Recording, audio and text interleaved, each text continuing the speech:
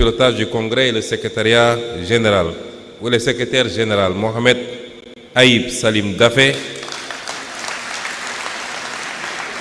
qui en a été la cheville ouvrière si efficace. Les différentes commissions et leurs responsables et membres, les équipes techniques, les militants mobilisés jour et nuit, ainsi que tous ceux qui ont permis la tenue de cette rencontre historique dans un esprit de discipline, de fraternité et d'engagement. Il est évident que ce congrès, nous sommes à la première phase qui est technique et qui a procédé à l'élection du président du parti conformément au texte du parti. Il sera complété certainement demain par l'aspect populaire qui nous permettra de nous adresser de manière plus détaillée aux militantes, aux militants, aux sympathisantes, aux sympathisants, au peuple sénégalais et de donner des orientations beaucoup plus précises, notamment en langue nationale, pour nous faire comprendre ou mieux nous faire comprendre par l'ensemble de nos citoyens. Chers congressistes, chers invités, nous ne sommes pas réunis pour célébrer une victoire électorale comme on célèbre une fin. Nous sommes réunis parce qu'une brèche historique s'est ouverte et qu'il nous revient désormais de décider de ce que nous allons en faire. Allons-nous laisser cette espérance être absorbée par l'ordre ancien? Ou allons-nous organiser durablement la souveraineté du Sénégal? Voilà la question radicale. Je rappelle qu'il y a 12 ans, en 2014, naissait Pastef les Patriotes. Tout est parti d'une intuition devenue conviction. L'intuition devenue conviction que le Sénégal ne souffrait pas seulement d'erreurs de gouvernance, mais d'un système de dépendance profondément enraciné. Comme l'avait montré Frantz Fanon, l'indépendance politique peut survivre à la dépendance réelle lorsque les structures profondes de domination demeurent intactes. L'indépendance politique peut survivre à la dépendance réelle lorsque les structures profondes de domination demeurent intactes. Le manifeste des patriotes, puis l'appel aux patriotes ont donné une première formulation politique à cette exigence de souveraineté, de travail, de dignité et de justice. Au début, beaucoup regardaient notre engagement avec condescendance. On nous présentait comme une force marginale, un regroupement de jeunes cadres de l'administration, d'intellectuels, définitivement incapables de peser dans le jeu politique sénégalais. Mais le peuple sénégalais, lui, entendait déjà autre chose. En 2017, malgré des moyens limités et un environnement politique hostile, Pastef les Patriotes fit son entrée à l'Assemblée nationale avec mon élection comme député. Cette présence parlementaire permit de porter dans les institutions une parole nouvelle sur la souveraineté, les ressources naturelles, la corruption et la dignité nationale. Je peux rendre hommage à ceux avec qui j'ai partagé cette assemblée, notamment Madame Aïda Mbodj, ici présente. Puis vint l'élection présidentielle de 2019. Il y a également l'honorable Mame Diarra Fam, certainement, et d'autres députés avec lesquels j'avais partagé cette législature, Madame Kanté. Et donc, puis vint l'élection présidentielle 2019. Ce qui devait être une candidature de témoignage devient une poussée politique majeure. En quelques années seulement, une nouvelle génération politique s'imposait dans le paysage national et faisait émerger une alternative populaire capable de remettre en cause les équilibres établis depuis des décennies. C'est à partir de ce moment que le système comprit que Pastef les Patriotes n'était plus un simple parti d'opposition, mais l'expression politique d'une crise profonde de l'ordre postcolonial sénégalais. Cette crise n'est pas seulement institutionnelle, elle est aussi morale, culturelle et historique, qui a appelé notre pays, comme tous les pays africains, à inventer sa propre voie historique. Dès lors, avec une constante renouvelée et une énergie entretenue par des forces internes et externes,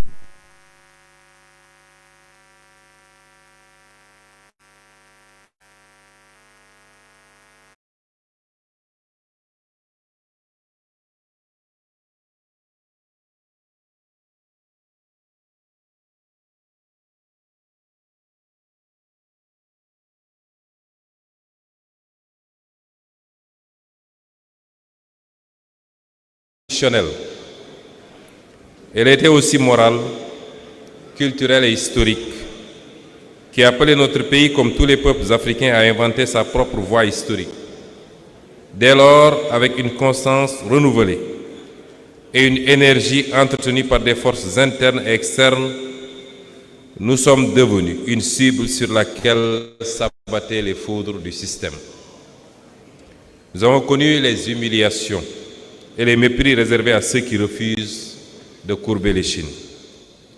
Nous avons connu les arrestations.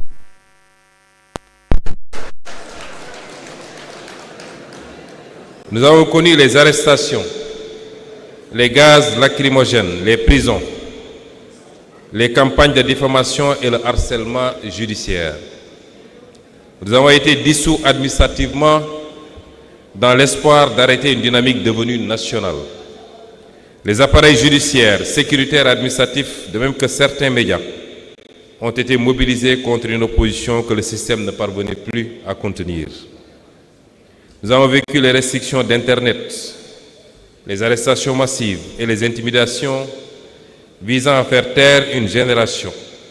Nous avons connu les tortures, les filatures, les barricades, les licenciements arbitraires, les blessures morales et physiques, dont le parti et le peuple vivent encore les terribles conséquences. Nous avons vu des dizaines de jeunes tomber sous les balles lors des manifestations. Plus de 80 morts selon plusieurs organisations de défense des droits humains. Mais plus la répression s'intensifiait, plus grandissait dans le pays la conviction qu'il ne s'agissait plus d'un affrontement politique ordinaire, mais de la confrontation entre un système en crise et un peuple qui refusait désormais de reculer. Et pourtant, Pastef les Patriotes n'a pas disparu. Pendant de longs mois, malgré la dissolution, les emprisonnements de son leader, de ses dirigeants et des centaines et des centaines de ses militants, le parti a continué à vivre de manière informelle, parfois clandestine, à travers ces militants que vous êtes, que vous représentez et à qui je rends un hommage limité. À travers ces cellules, ces réseaux et ces alliances, il a maintenu la flamme dans les quartiers, les villages, les universités, les stades, au sein de la diaspora et dans les espaces numériques. Il a poursuivi l'organisation, la formation et la préparation des échanges décisifs, notamment la bataille électorale de mars 2024. Ce que certains pensaient réduire en un simple appareil administratif s'était déjà transformé en force populaire. Et lorsque le décret de dissolution fut finalement abrogé en mars 2024, une vérité était apparue aux yeux de tous. Cette vérité, c'est qu'on peut dissoudre un parti sur le papier, mais on ne dissout pas une espérance devenue collective.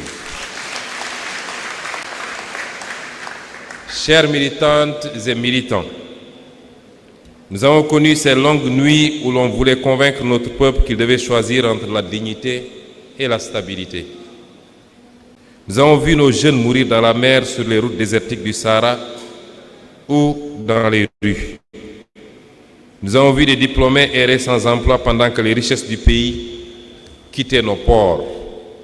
Nous avons vu des paysans produire sans vivre dignement de leur travail. Nous avons vu des mères renoncer à des soins pour elles-mêmes ou leurs enfants, faute d'argent. Nous avons vu des citoyens perdre confiance dans une justice qu'ils ne reconnaissaient plus comme la leur. Et lorsque le peuple s'est levé, lorsque la jeunesse a décidé d'entrer dans l'histoire, nous avons vu la répression s'abattre sur elle. Mais le peuple sénégalais n'a pas reculé. De 2021 à 2024, quelque chose de profond s'est produit dans notre pays. Une conscience nouvelle était née. Une conscience nouvelle est née. Le peuple a cessé d'être un simple électorat pour devenir un sujet politique actif. Ce moment marque l'entrée consciente d'un peuple dans l'histoire. Cette irruption populaire que les grandes luttes africaines de libération ont toujours portées au cœur de leur espérance. Thomas Sankara rappelait qu'un peuple conscient et organisé devient une force historique impossible à contenir durablement. Cette séquence historique a débouché sur ce que beaucoup croyaient impossible, une révolution démocratique portée par les urnes. Nos victoires électorales de 2024 n'ont pas été des accidents. Elles ont été l'aboutissement politique d'un long processus de mobilisation populaire. Un long et patient processus. Un long et difficile processus de mobilisation populaire. Mais, mes frères et sœurs, l'histoire nous enseigne une chose: les peuples peuvent conquérir le pouvoir sans parvenir à transformer l'État. Les peuples peuvent conquérir le pouvoir sans parvenir à transformer l'État. Les révolutions peuvent être détournées, absorbées ou vidées de leur contenu lorsqu'elles ne se dotent ni d'une doctrine, claire, ni d'une organisation capable d'inscrire le changement dans la durée. Et c'est pourquoi ce congrès est historique, 2 ans après notre accession aux responsabilités les plus élevées. Car il marque le passage d'un mouvement de rupture au parti de transformation historique, autrement dit, au parti révolutionnaire. Notre responsabilité est désormais claire: organiser la souveraineté. La souveraineté ne se décrète pas, elle s'organise. Et notre responsabilité désormais, je veux dire à chaque militant et militante de PASTEF, à chaque sympathisant et sympathisante, que notre responsabilité désormais, c'est d'organiser la souveraineté. La souveraineté politique, sans souveraineté économique, n'est qu'un drapeau flottant sur la dépendance. La souveraineté économique sans justice sociale devient le privilège de quelques-uns. La souveraineté nationale sans horizon panafricain demeure fragile dans un monde dominé par les grands ensembles. Voilà pourquoi notre matrice idéologique est un panafricanisme souverainiste de transformation démocratique. Nous nous inscrivons ainsi dans la continuité des grands combats intellectuels et politiques africains, de Cheikh Anta Diop à Amilcar Cabral, en passant par Kwame Nkrumah, qui avait compris que la souveraineté ne pouvait être ni seulement juridique, ni seulement symbolique, mais elle devait être culturelle, économique et politique. Le panafricanisme, parce que l'Afrique fragmentée reste vulnérable. La souveraineté, parce qu'aucun peuple ne peut être libre quand d'autres décident à sa place. La transformation, parce que les structures héritées de la domination ne disparaissent pas d'elles-mêmes. C'est illusoire de penser que les structures héritées de la domination périraient par elles-mêmes. Il faut une action vigoureuse, concertée, pour les faire périr. La démocratie, parce que le peuple doit demeurer la source permanente de la légitimité politique. Nous refusons 2 impasses, que sont le réformisme tiède qui administre les dépendances sans les combattre, mais nous refusons également le volontarisme autoritaire qui prétend parler au nom du peuple tout en l'éloignant des décisions. Aucune de ces options n'est nôtre. Notre voie est celle d'une révolution démocratique, populaire et souveraine. Mais aucune transformation historique ne se réalise sans force sociale organisée. La révolution sénégalaise repose sur un bloc populaire en construction. Oui, le bloc populaire est encore en construction. Les victoires de 2024 ne sont pas l'aboutissement. Elles ne sont que le début d'une œuvre beaucoup plus profonde, beaucoup plus structurée de construction de ce bloc populaire.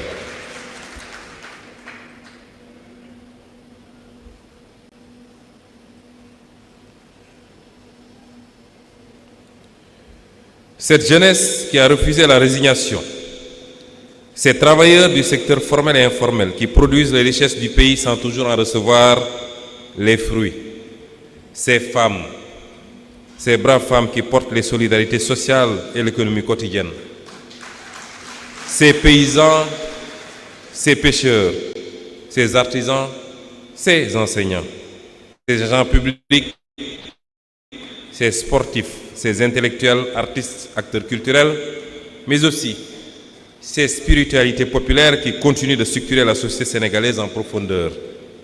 Les femmes du bois sacré, les ndongodara, les Domou Djangoubi, les héritiers des grandes traditions spirituelles et communautaires qui ont appris à notre peuple la dignité, la discipline, la solidarité, le partage et la résistance. Sans oublier cette diaspora qui continue d'aimer et de soutenir la patrie malgré la distance. Pastef les patriotes ne doit jamais devenir un simple appareil électoral vivant au rythme des échéances politiques et des conquêtes institutionnelles. Il est né d'une exigence plus profonde, celle d'organiser durablement la force populaire qui a rendu possible la rupture historique que connaît aujourd'hui le Sénégal. Notre parti est un parti de masse.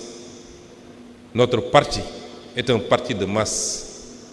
Il n'est pas un parti de télévision, il n'est pas un parti de réseaux sociaux, il est tout cela en même temps, mais il est un parti de masse.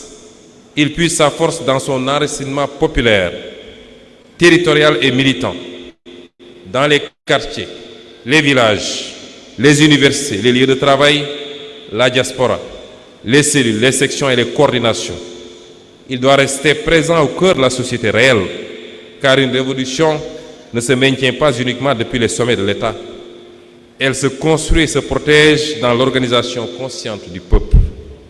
Notre rôle n'est pas de nous substituer au peuple, mais de lui donner des instruments d'organisation, de formation et d'action.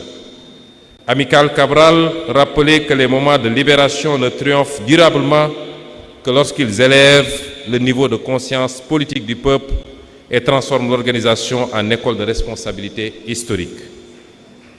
Le parti doit donc être le levain de la révolution. Le levain est le levier de la révolution. Cette force organisatrice qui relie les aspirations populaires à une stratégie de transformation durable. Cela exige un parti discipliné. Cela exige un parti discipliné. Cela exige un parti discipliné. C'est un des grands chantiers qui nous attend. Un parti discipliné, un parti formateur et idéologiquement clair. Le parti doit miser, accentuer, accélérer les processus de formation des militants et des militantes. Nous avons les militants les plus formidables du monde. Je ne cesserai jamais de vous rendre cet hommage. Mais nous avons ce besoin d'accélérer la formation de ces militants, puisque toutes les autres considérations dépendront de la qualité de cette formation. Un parti capable de produire de la pensée, d'éclairer les choix nationaux, de former ses militants, d'éviter les dérives bureaucratiques et de maintenir le lien vivant entre l'État et le peuple. Car lorsqu'un parti révolutionnaire cesse de former, il commence à s'administrer lui-même. Et lorsqu'il cesse d'écouter le peuple, il commence à se détacher de l'histoire. Chers congressistes, la souveraineté exige un État stratège. Cette exigence prolonge une tradition sénégalaise ancienne portée notamment par Mamadou Dia, qui avait compris très tôt qu'une souveraineté politique ne peut survivre durablement sans maîtrise de l'économie nationale. Une économie productive, une administration efficace, une lutte implacable contre la corruption et les logiques de rente, une jeunesse formée et mobilisée, placée au cœur de la transformation nationale. Une bataille culturelle pour décoloniser les imaginaires. Un parti discipliné, enraciné et formateur.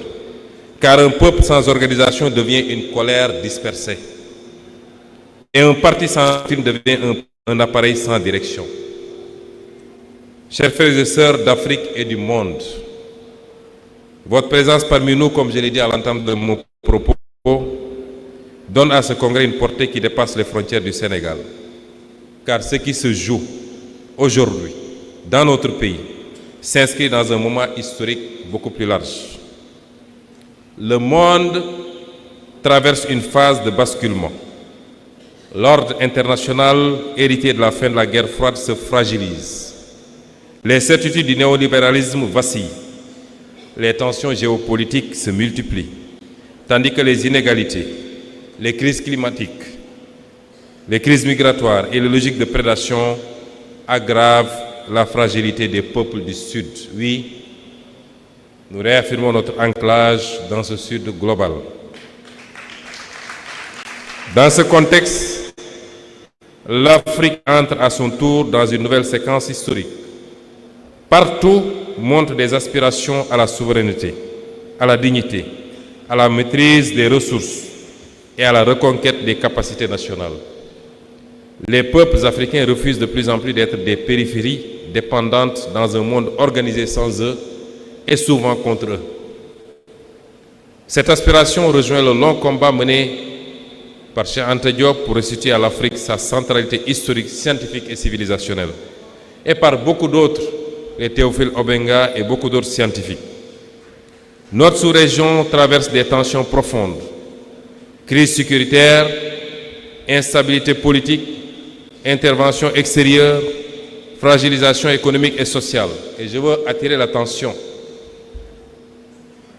que notre révolution est guettée aujourd'hui, justement par ces interventions extérieures.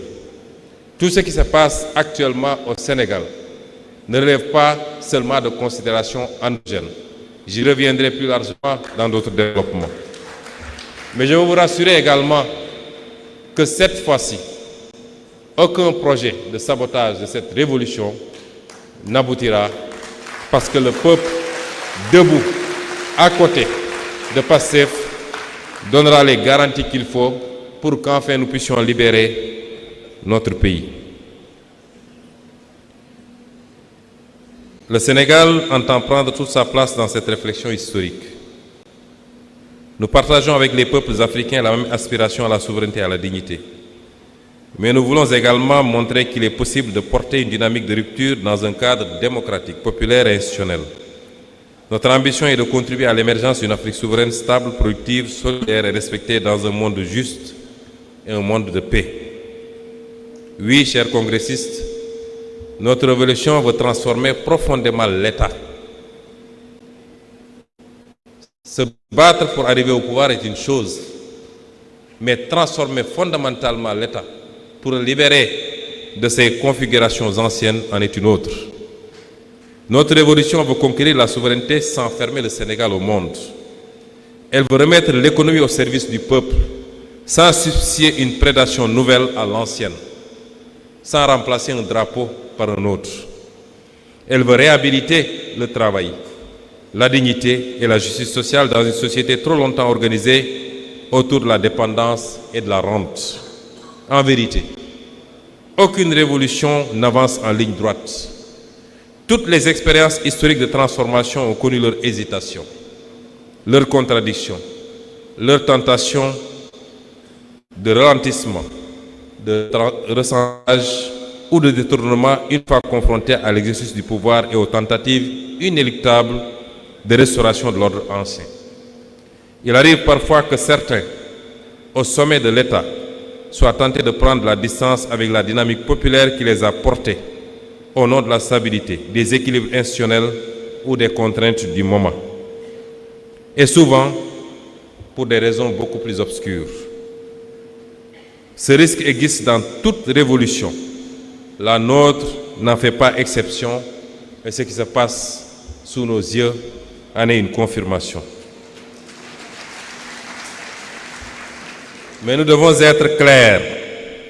La révolution sénégalaise ne repose pas sur des trajectoires individuelles. Elle a été construite sur un socle solide qui est Pastef les Patriotes, accompagné par des partenaires. Elle n'a jamais été bâtie sur la base de trajectoires individuelles. Et ce socle solide qui est Pastef est réuni aujourd'hui ici, sans exception.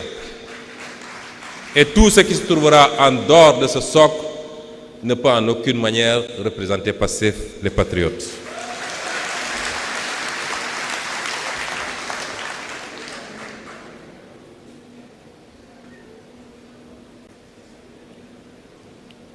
Notre révolution repose sur un peuple, un parti, une mouvance, une conscience historique collective, à travers une orientation stratégique. Et tant que Pastef les Patriotes restera debout, tant que les cadres, ces militants, ces élus, son bloc populaire, ces femmes, ces jeunes resteront fidèles à la ligne de souveraineté et de transformation, la révolution ne déraillera pas. Chers militants et militantes, chers congressistes, nous devons rester fidèles à ce qui nous a fait naître. Depuis notre arrivée aux responsabilités, nous avons commencé à traduire cette orientation dans les faits. Non pas parfaitement, et en 2 ans, même en 20 ans, on ne peut pas avoir une action politique parfaite, a fortiori en 2 ans. Non pas sans difficulté également, parce que vous savez tous l'héritage budgétaire et financier catastrophique qui a été le nôtre. Mais avec une ligne claire, de remettre l'État au service du peuple et replacer la souveraineté au cœur de l'action publique. Nous avons choisi la vérité plutôt que la dissimulation en révélant l'ampleur réelle de la situation financière héritée du passé. Nous avons engagé une politique de rationalisation de l'État et commencé à remettre la production, le travail et la souveraineté économique au centre des priorités nationales. Nous avons adopté une ligne intransigeante pour la transparence dans la gestion publique en luttant contre toutes les formes de corruption. Toutes les formes de corruption et pour la reddition des comptes, nonobstant les sabotages internes dictés par des calculs politiciens. Nous avons également entrepris la renégociation de plusieurs contrats dans tous les secteurs, et notamment les secteurs miniers, pétroliers et gaziers, afin que les ressources du Sénégal profitent davantage au peuple sénégalais. Car un peuple ne peut parler de souveraineté lorsque ses richesses financent d'abord la prospérité des autres, pendant que ses propres populations croulent sous l'endettement, la pauvreté et la précarité. Nous avons accordé nos priorités aux véritables secteurs stratégiques pour une souveraineté agricole, alimentaire, énergétique, sécuritaire et j'en passe, plutôt qu'aux investissements de prestige. Nous avons refusé les dictats exogènes et recouru à des mécanismes endogènes et citoyens de financement de nos politiques publiques pour faire face aux conséquences désastreuses des errements du passé. Nous avons refusé de sacrifier le pouvoir d'achat du peuple déjà durement éprouvé sur l'autel d'un ajustement sauvage. Nous avons commencé à réhabiliter notre mémoire nationale, à réintégrer nos dépendances et à replacer les intérêts du Sénégal au cœur des décisions publiques. Ce ne sont pas encore des aboutissements. En 2 ans, cela est impossible. Ce sont les premiers déplacements d'un État qui commence à sortir progressivement des logiques héritées de la dépendance. Pastef les Patriotes n'a pas été créé pour gérer l'ordre ancien avec des visages nouveaux. Nous ne sommes pas lancés en politique. Nous ne sommes pas battus pour conquérir les rênes du pouvoir, pour venir gérer ce pouvoir sur la base des mécanismes de l'ordre ancien avec seulement des visages nouveaux. Durant les périodes d'opposition, je vous disais que notre but n'est pas seulement de remplacer des hommes par des hommes en laissant le système intact. Je préfère même laisser les hommes plutôt que de changer le système plutôt que les hommes, parce que si le système est bien réglé, les hommes sont obligés de suivre. Pastef n'a pas été créé donc pour gérer l'ordre ancien avec des visages nouveaux. Mais il n'a pas été créé également pour revendiquer un socle PASTEF sans PASTEF.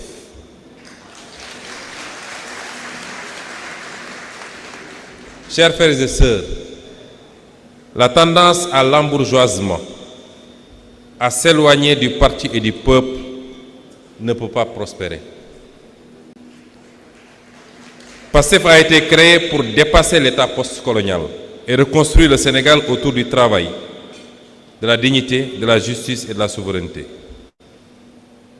Chères militantes, chers militants, chers congressistes, de nouveau, nous ne devons jamais oublier le sacrifice de ceux grâce à qui ce moment historique a été rendu possible.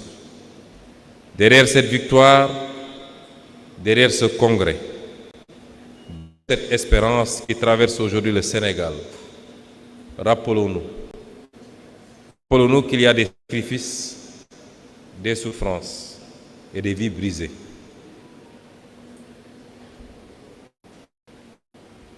Nous pensons à tous ceux qui ont été arrêtés, emprisonnés, blessés, humiliés pour leur engagement. Nous pensons à ces familles qui ont vécu l'angoisse des disparitions, des procès et de la répression. Mais nous pensons surtout à nos martyrs, à ces jeunes tombés dans les manifestations, souvent au seuil de leur vie, parce qu'ils avaient décidé de refuser l'injustice. Ils avaient décidé de refuser le mépris et la confiscation de leur avenir.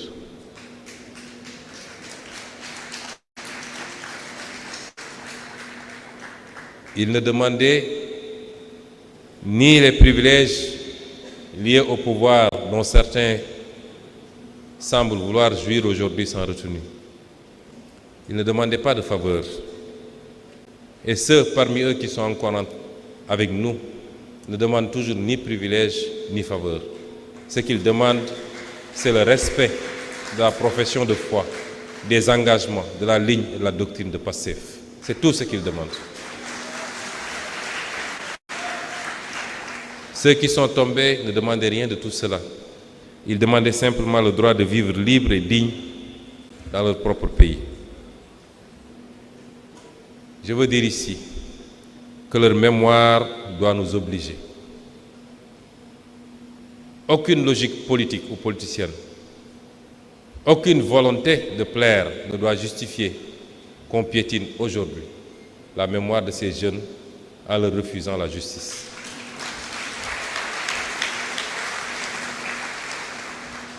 Nous n'avons pas le droit de trahir leur espérance en transformant cette révolution en routine administrative, en compromis de confort ou en simple alternance politique. Car le sang versé par un peuple crée une responsabilité historique. Chaque goutte de sang versée par le peuple crée une responsabilité historique. Car une révolution qui oublie ses martyrs finit toujours par oublier son peuple.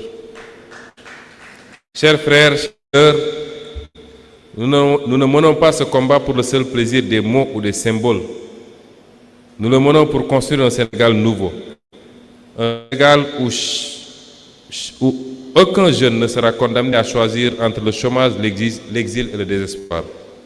Un Sénégal où les richesses tirées de notre sous-sol et de nos mers financeront les écoles, les universités, les hôpitaux, les infrastructures et la recherche plutôt que les privilèges d'une minorité ou la prospérité d'intérêts extérieurs. Durant les 2 ans que nous avons passés à la primature, voilà l'essence du combat que nous avons mené. C'est un contexte extrêmement difficile parce que lorsque nous ramions vers une direction, d'autres ramaient à contre-courant. C'est ce combat que nos vaillants députés mènent tous les jours également à l'Assemblée nationale et c'est le lieu de leur rendre hommage pour le travail qu'ils font. Certains pourraient penser et se réjouir que dès lors que Sonko n'est plus à la primature, les jeux sont ouverts. Les jeux sont ouverts. Qu'ils se détrompent. Nous pouvons mieux contrôler aujourd'hui ce qui se fait, avec plus d'indépendance, en étant à l'Assemblée nationale et puis vous assurer que les intérêts du peuple seront saufs et sauvegardés.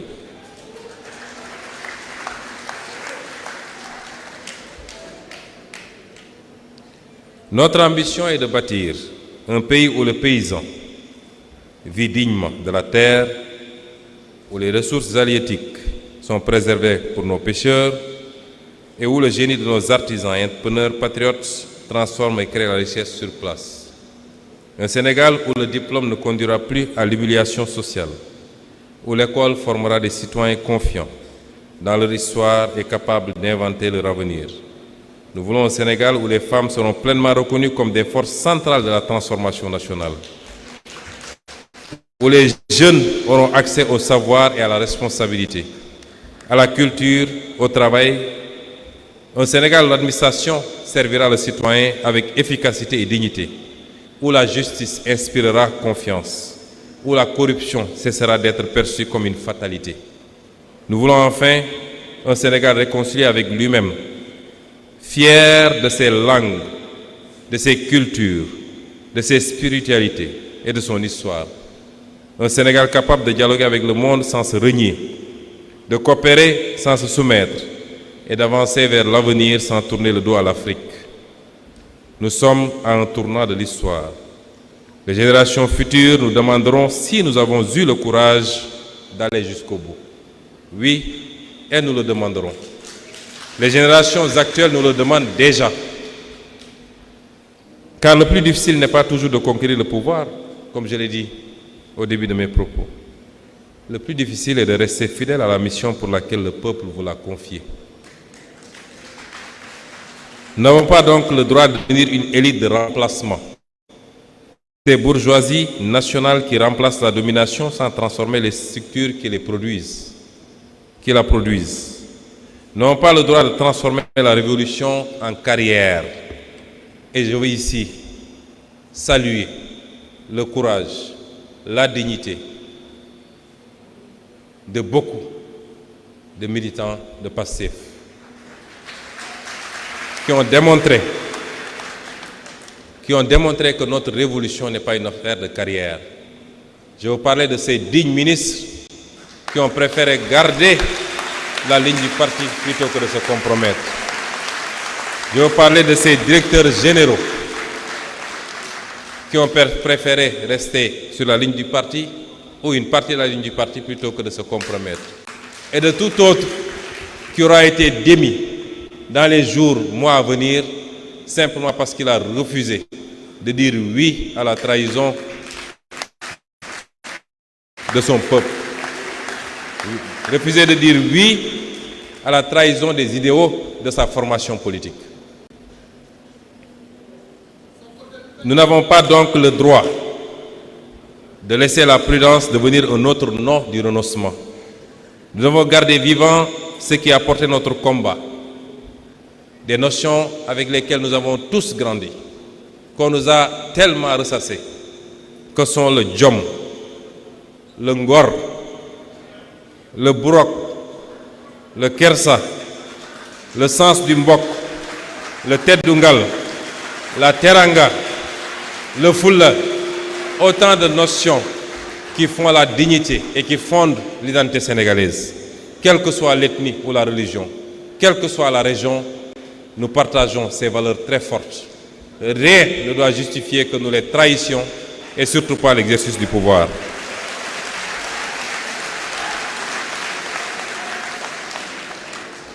Et nos ministres, nos députés, nos DG ont prouvé l'alignement de PASTEF à cette doctrine.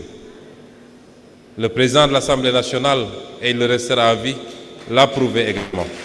Nous sommes un peuple de djom, de ngor, de travail, et ici j'utilise tout le burok, de kersa, de sens du mbok, de teddungal et de teranga.